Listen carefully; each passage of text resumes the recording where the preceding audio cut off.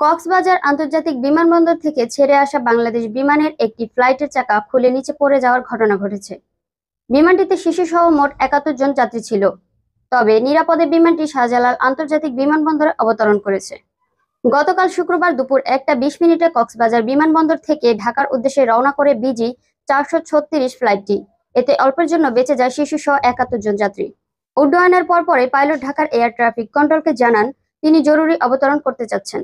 পাইলটের বার্তা পাওয়ার পরপরই ঢাকার হযরত শাহজালাল আন্তর্জাতিক বিমানবন্দর জরুরি অবতরণের প্রস্তুতি নেয়। প্রস্তুত রাখা হয় ফায়ার সার্ভিস। এতে সাময়িকভাবে বন্ধ হয়ে যায় বিমানবন্দরের রানওয়ে।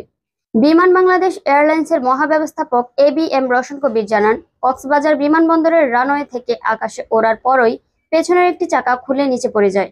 আমাদের একটি ইঞ্জিনিয়ারিং টিম হযরত শাহজালাল আন্তর্জাতিক বিমানবন্দরের রানওয়ের পাশে অবস্থান করছে। ফ্লাইটটি ইমার্জেন্সি ঘোষণা করা হয়েছে, এখন নিরাপদে অবতরণ করেছে। বিমানের বিশেষজ্ঞ দল জানিয়েছে পেছনের এক চাকাতেও বিমান জরুরি অবতরণ করতে পারে। বিমানবন্দর সূত্রে জানা গেছে, বিমানের বিজি ৪৩৬ ফ্লাইটটি এখন ঢাকার বিমানবন্দরে অবতরণ করছে। বিষয়টি খতিয়ে দেখা হচ্ছে বলে জানা গেছে।